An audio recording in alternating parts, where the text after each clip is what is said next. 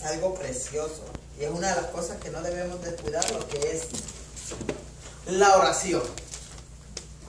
Muy pronto por allí vamos a estar haciendo lo que es ya como ministerio de intercesión, ya que pues necesitamos. Muchas de las veces los lunes pues los agarramos y a veces pues no hacemos del todo, y podríamos reunirnos una hora para estar intercediendo, para estar clamando, para compartir una pequeña porción y compartir en cuanto a las peticiones se refiere, y estar ocupados en lo que al servicio de Dios compete. Amén. Así es que, bueno, pues vamos a retomar la clase, y la clase que estamos viendo es escatología. ¿Qué significa escatología? ¿Qué es lo que estuvimos viendo en el pequeño estudio que tuvimos en aquella ocasión? Porque avanzamos muy poco. Estamos viendo los eventos del porvenir, eventos venideros, y eventos que ya a nuestro tiempo, después de Cristo, después de 2000 años o un poco más, pues ya la escatología ya se ha ido cumpliendo y se va cumpliendo. Yo por ahí tengo unos contactos donde por vía de internet, pues yo me doy cuenta de cosas que están pasando en Europa y pues que están en la Biblia. Por eso digo que la escatología no precisamente son los eventos que van a venir, sino los que ya se están cumpliendo. Entre eso de la escatología yo hablé el domingo pasado y les recordé, hermanos, no nos hagamos de la vista gorda, como dice el dicho vulgarmente. No nos hagamos de la vista gorda en cuanto a los acontecimientos bíblicos. La Biblia dice que una de las señales para la segunda venida de Cristo, no arrebatamiento, segunda venida de Cristo, sería de que el sol se oscurecería, la luna se convertiría en sangre, y también tenemos algunas señales, los ríos, el agua se convertiría en sangre, se volvería roja. Tenemos, hay documentación por internet, hay documentación donde China, donde lugares de Europa, de Asia, pues los ríos se han convertido en ríos de sangre, rojos. Y donde creo que fue en el país de Chile, donde también los médicos, al ver una lluvia roja, ellos se preguntaban, esto parece sangre. Ellos fueron y al laboratorio llevaron esa lluvia. Veía, la gente no quería salir porque no se querían manchar. Entonces, ¿qué resulta? Que era sangre. Y uno se pregunta, ¿por qué está pasando esto? Bueno, pues son muchas cosas que la Biblia enseña y acontecimientos que tendrían que venir y que ya están pasando. Amén. Bueno, voy a retomar un poquito, voy a hacer alusión a lo que vimos la vez pasada, poquitito. Estuvimos viendo que la etimología del término venida, porque estamos viendo lo que es arrebatamiento, cuando Cristo viene. Vimos cuatro frases que hacen referencia a lo que es el arrebatamiento o la segunda venida de Cristo. El primero fue parousia, fanero, epifania y apocalipsis, que hace alusión a la venida de Cristo. No me voy a detener ahí porque ahí sí lo vimos muy bien, lo leímos, lo estudiamos. Entonces, después pasamos al concepto del término arrebatamiento en el sentido etimológico, y encontramos dos bíblicamente, que son tres, pero dijimos, vamos a ver dos, que son los que hacen alusión al arrebatamiento o a la venida de Cristo. El primero fue sunarpazo, que aquí lo tengo escrito, sunarpazo o arpazo, y di las lecturas bíblicas para que ustedes vean lo que estábamos enseñando y comprueben allí. Pero ahora vamos a pasar a otra cosa. Quiero leerles esto. Mucho se ha debatido en los últimos 100 años en cuanto a si este evento tan esperado acontecerá antes del periodo conocido como la Gran Tribulación. Antes de leerlo, yo voy a hacer una pregunta. ¿A usted cuándo se le enseñó que Cristo venía? ¿Se le enseñó que iba a pasar por la Gran Tribulación? ¿Usted? ¿Que no iba a pasar? ¿Que sí? ¿O que después? Porque vamos a estar viendo el tipo de escuelas que enseñan el que la iglesia se va antes, se va en medio y se va después. Hay tres escuelas. vamos a debatirlas bíblicamente pues para ver con cuál nos quedamos. Porque en sí todos tienen sus argumentaciones, pero vamos a ver que en medio de las argumentaciones no todos bíblicamente estudian profundamente. Porque incluso muchas personas usan, en vez de diccionarios bíblicos, usan diccionarios normales, seculares, para que haga sentido las enseñanzas o malas enseñanzas que están dando. ¿Perfecto? Ok. Muchos han debatido en los últimos 100 años en cuanto a si este evento tan esperado acontecerá antes del periodo conocido como la Gran Tribulación, que eso es pretribulación, en medio de la Gran Tribulación, que eso es medotribulación, o al final de la tribulación, post-tribulación. Por medio de este corto pero detallado, adelante, sin pena. Por medio de este corto pero detallado y preciso estudio bíblico, buscaremos la verdadera posición que registran las Escrituras acerca del traslado de la iglesia. Lo cierto del caso es que el arrebatamiento de la iglesia, escuche, perdió fuerza como doctrina bíblica. El arrebatamiento de la iglesia perdió fuerza como doctrina bíblica, dándole lugar a otras doctrinas aisladas de la verdad. Fíjese, sígame con cuidado. Por el simple hecho que quienes presentaron y defendieron esta escuela utilizaron los textos y pasajes que no tienen nada que ver. Ahí ya estamos entrando en materia. Utilizaron textos y pasajes que no tienen nada que ver con dicho acontecimiento, tales como: estarán dos en el campo, uno será tomado y el otro será dejado. Eso se nos enseñó a nosotros que era el arrebatamiento. Prepárate, porque si Cristo viene no te vas. Que no te agarre pecando y echaste una mentira y te vas al infierno. Prepárate. Porque dice la Biblia que estarán dos en el campo, uno será tomado y el otro será dejado. Y ya las interpretaciones de dichos predicadores, que por cierto, y con todo respeto lo digo, que fueron muchos predicadores reconocidos los que predicaron y predican esa doctrina. Predican que estas porciones escriturales se refieren al arrebatamiento. Quizá porque solamente leyeron, no abrieron un diccionario, no abrieron un comentario, no abrieron nada, solamente así lo dijeron. Prosigo. Porque donde quiera que estuviera el cuerpo muerto, allí se juntarán las águilas. Ese también nos lo enseñaron como que era ¿qué? El arrebatamiento, donde uno era tomado y los otros eran dejados. Por otro lado, tomaron parábolas que no tienen relación con el arrebatamiento de la iglesia. Aquí se va a ir para atrás usted. Tales como la parábola de las 10 vírgenes. ¿Qué se nos enseñó en las 10 vírgenes? Hermano, prepárate porque las 10 vírgenes, 5 son las que se van a ir y 5 se van a quedar. Entonces ya con eso nos están diciendo de que Cristo se lleva una parte y otra se queda. Y el que no estudió, pues lo creyó, o el predicador que así lo enseñó, pues nada más lo leyó. Porque cuando estudiamos nos damos cuenta de que no tiene nada que ver con esto, con la iglesia. Prosigo. Parábola del trigo y la cizaña. También se nos enseñó así. Hermano, prepárate porque la iglesia dice que el trigo y la cizaña, y la cizaña, dice, la cizaña es la que es echada al fuego. Parábola de la red, de la pesca. Pero el hecho de no fundamentar dicha posición en la verdad bíblica no niega que el arrebatamiento de la iglesia, Pablo fue un defensor arduo de dicho evento hasta el punto de marcarlo, el traslado de la iglesia como inminente, ya que se contaba entre los que estuvieran vivos cuando esto aconteciera. Voy a leer la última parte, escuche.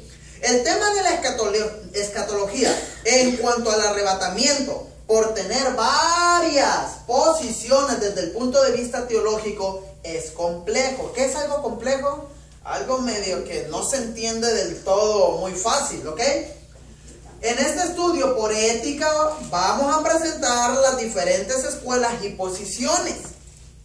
Diferentes escuelas y posiciones, haciendo un análisis de cada una de ellas, usando la hermenéutica como medio de interpretación para ir descartando las posiciones de algunas escuelas que no tienen fundamento, fíjese, y que por sí solas pierden fuerza en la escatología y se pueden considerar como falsas. Se pueden, fíjense, hay pastores, no todos pero los hay, que ni siquiera saben qué es hermenéutica. Hay pastores que ni siquiera les importa. Si lo escucharon ya, no, yo no voy con eso. Yo no voy tanto con el estudio. Y ponen el texto, mucha letra, mata. No, mucha letra mata. ¿Pero qué se refiere a mucha letra mata? Ese texto no está haciendo referencia a que hay que estudiar mucho. No, porque está el otro, la contraparte. Mejor hay que ser guiados por el Espíritu, porque la Biblia dice que Él te recordará todas las cosas. Pero ahí se abre el paréntesis. Él te recordará. ¿Qué te va a recordar? Algo que ya le enseñaron.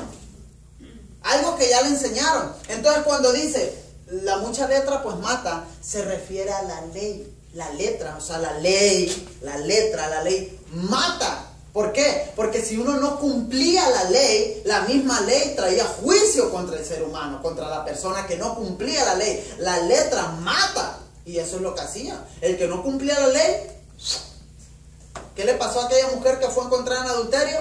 Piedra con ella. Si no fuese por la intervención de Cristo, estuviera muerta. Quiero abrir un paréntesis en cuanto vamos a hablar de la primera escuela. Diferentes escuelas y posiciones, complejidad de la materia. Este tópico se llama el traslado parcial. Es la primera escuela. Aquí está. Aleluya. La escuela o la doctrina o las iglesias que enseñan el traslado parcial. ¿Se entiende el traslado parcial? ¿Alguien lo entiende? ¿Alguien lo agarra? ¿Alguien lo una parte, o sea, hay división, no es completo, parcial, no es completo. Dice, en esta escuela enseña y afirma que en el arrebatamiento de la iglesia habrá parte de ella que se levantará y otra que se quedará. A continuación, vamos a dar razones para descartar esta escuela, considerándola falsa en la rama de la escatología. Hermano, esto es serio, a tal grado que Pablo fue un defensor de eso. Y usted dice, hermano Leo, porque el texto base, donde Pablo dice, y decimos esto en palabras del Señor. ¿Y decimos esto qué, Pablo? Del arrebatamiento. Estamos hablando, el texto base, cuando yo le pregunte, ¿cuál es el texto base de escatología? Primera de Tesalonicenses 4, del 13 al 17. Ese es el texto base, donde Pablo comienza, tampoco queremos, hermanos, que ignoréis acerca de, etcétera, etcétera. Y donde dice él, hacemos o decimos esto en palabras del Señor. Si Pablo nunca habló con el Señor, y si Cristo nunca habló del arrebatamiento, ¿cómo Pablo dice que decimos esto en palabras del Señor? ¿Cómo? Si Cristo no habló del arrebatamiento, ¿de qué habló Cristo? De la segunda venida de Cristo. Pero del arrebatamiento no habló. E incluso, yo ya le dije que la doctrina del arrebatamiento no es una doctrina que antigua testamentaria. Nunca se habló de un arrebatamiento. Es una doctrina nuevo testamentaria. Y que dicho sea de paso, no todos hablaron del arrebatamiento. Fue Pablo. Y cuando dice Pablo, digo esto en palabras del Señor, fíjese hasta qué nivel se fue Pablo. O el Señor lo llevó. ¿Se recuerdan que Pablo dice que él fue arrebatado hasta el tercer cielo? Y que se le mostraron cosas grandes y hermosas que no se le permitieron decirlas. A Juan, en la isla de Patmos, vienen visiones preciosas de la Nueva Jerusalén y acontecimientos que vendrían. A él sí se le permitió. Pero Pablo viene y habla de un arrebatamiento donde allá se le mostró. Donde quizá, a comparación de lo que Juan vio, quizá Pablo miró que no se le permitió hablar. Dijo el Señor, te voy a mostrar todo esto, Pablito. Te voy a poner en grande. Y sabes, Pablo, que te tengo en grande. Eres uno de los hombres que te llevaste el Nuevo Testamento en la Escritura. Es uno de los hombres que ha escrito cartas. Es el que más ha escrito. De lo vil y de lo menospreciado. Tú atribulabas mi iglesia. Tú los matabas. Tú esto otro. Para el mundo y para la ley, tú estabas perdido. Pero para que veas que la gracia del Señor está en ti, mira hasta dónde te llevé. Que la gente se dé cuenta que de lo vil y de lo menospreciado Dios levanta. Entonces podemos hacer aquí una pregunta. ¿Por qué a Pedro no lo usó con todo esto y lo llevó al Sanedrín? Pedro era un hombre de vulgo, Pablo era un hombre preparado. Yo no puedo ir quizá a pelear, a debatir en los grandes foros televisivos. Nos falta mucho. Para eso hay que tener doctorados, carreras, etcétera, etcétera. Claro, sabiendo la palabra, ¿por qué no? Dios nos usa. Pero en el sentido, hay que prepararnos. Hay que prepararnos. Amén. Entonces, la doctrina del arrebatamiento, usted mirará que no se predica mucho. Y es algo que se tiene que estar predicando. Y lo dije, el arrebatamiento es la esperanza de la iglesia. Porque usted está aquí, aquí sufriendo. No vamos a tomar el arrebatamiento como un escapismo. Olvídese usted que usted quiera escapar. Ya, Cristo, ven pronto. No, usted no quiere escapar de este mundo. Que venga Cristo porque ya no aguanto. No, que venga Cristo porque va a levantar a la iglesia. Porque yo ya estoy hermoseada como la novia, ya estoy purificada. Que venga Cristo. Y que Cristo venga y encuentre una iglesia en victoria. Él se fue en victoria, que la iglesia se levante en victoria. Que no es su oración, Señor, el trabajo, la economía. No. Que me encuentre en victoria. Que a pesar de cómo está, le dijo el Señor, en el mundo tendréis aflicciones, pero yo he vencido, ustedes también pueden vencer. Que esté en victoria en la iglesia. Amén. Amén. Ok, vamos a proseguir con lo que es el traslado parcial. Esta escuela enseña y afirma que en el arrebatamiento de la iglesia habrá parte de ella que se levantará y otra que se quedará. A continuación vamos a dar razones para descartar las otras escuelas. Número 1. Niegan la consumación de la salvación del cuerpo de Cristo. Y aquí voy a dibujarles. Como los niños, para que me entiendan. Este es el cuerpo de Cristo. Por ende, es la iglesia. Dice la palabra del Señor que somos un cuerpo, somos muchos miembros, ¿verdad? Y cuando alguien es iglesia, cuando alguien es nacido de nuevo, cuando alguien es de Cristo, es de Cristo. Es de Cristo. Y somos parte del cuerpo de Cristo. Independientemente de lo que esté pasando, somos nacidos de nuevo, somos del cuerpo de Cristo. Hasta ahí me quedo allí. Escuche esto. Según los escritos del apóstol Pablo, la iglesia gozará de un arrebatamiento en núcleo, como un organismo no dado lugar o no dando lugar a parcialidades de ningún tipo, divisiones ni nada de eso. Cuando Cristo venga, quienes se levanten en su búsqueda es la iglesia. Es la iglesia. ¿Ok? Quien no participe de este acontecimiento nunca formó parte de la iglesia. Con eso, si yo me paro aquí, eso es el ABC, usted ya lo